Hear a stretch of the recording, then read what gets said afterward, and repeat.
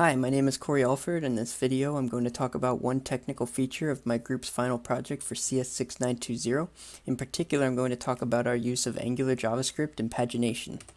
So our application is a Magic the Gathering web application, which allows users to view Magic the Gathering trading cards, make decks out of those cards, and share and rank those decks publicly.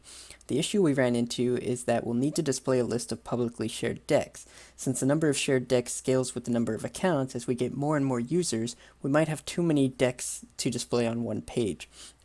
Too many table entries could lead to large load times, and even if we set a height limit and add a scroll bar, there might just be too much amount of scrolling. So we need to limit the amount of decks that are shown per page. We chose to do this by using pagination, and we accomplished this through AngularJS and UI Bootstrap. AngularJS is a JavaScript framework made by Google, and it features easy two-way data binding, which is why we chose to use it. And UI Bootstrap is just a set of native AngularJS directives, which is based on Twitter's Bootstrap JavaScript framework. To populate the table with information, we created a web API. This API accepts HTTP requests, and these requests tell the server to query our backend PostgreSQL database and then return that queried information. So here's an example of the one to get public decks. We have HTTP followed by our web address. In this case, it's just the local host address, followed by API/collect/public deck. And that's basically our command that says return all of the public decks in the database. We also added some parameters that you can add to the end of this HTTP request, such as limit, which specifies a limit of how many things we want to display, and an offset, as well as an ordering, which is useful for sorting. But limit and offset are key for pagination. So if we take a look at the code, here's our HTML. This is the only div we need to look at. In this div, this part here that I've highlighted is the table.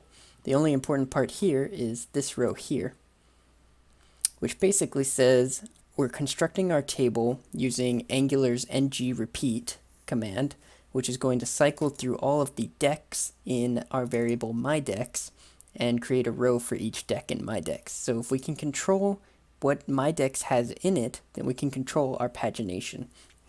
And then underneath the table, we have UIB-pagination tag. This is our custom Angular directive from UI Bootstrap, which is what UIB stands for. And basically this tag here is our pagination bar. So we've added some specific items here. We've got total items, which is set to a variable called total server items, items per page, which is set to a variable called page size. So with these two, if we have the total items and how many per page, we can calculate how many pages that we need on our pagination bar. ngModel is set to a variable called current page, which is how we know what items to populate our table with. And then this part is probably the most important, ngChange equals update public decks. Basically what that means is that anytime the user does anything with the pagination bar, if they click next, if they click previous, if they click one of the other pages, it's going to trigger this ngChange, which is going to call this function update public decks. So if we swap over and look at the JavaScript now, you can see here at the top, I've encapsulated all of our paging variables inside this variable scope.pagingOptions. So we have our page size, which is 10 items per page. Current page is 1, start on the first page. Total server items is 0, which means we start with nothing until we call update public decks. So what does update public decks do? Well, first, we generate our API string. This is the most important part. If we go down to this function, generate API string, basically we use our page size and our current page, and we make our string. So our string starts API collect public deck. That gets all our public decks. But then we add a limit parameter, set that to page size. So limit is now 10. And then we set the offset, which is equal to this expression here, page minus 1 times page size. So if we're on the first page, that's 1 minus 1, which is 0. So offset's going to be 0, which basically means start at the beginning and show a limit of 10 items. We put that API string in our http.get function, and if it's successful, then it returns this result, and we use that result to set what the myDecks variable has in it, as well as how many total server items there are, so our pagination bar can calculate how many pages it needs. So what happens when the user clicks on page 2, for instance? Well, it's going to trigger that ng change, which is going to call update public dex again. It's going to use this generate API string function again, but now this page variable is going to be updated to 2 because of two-way data binding from Angular. So when we come to generate this string, it's still going to be the same part at the start with limit equals 10, but now offset will have changed because page changed.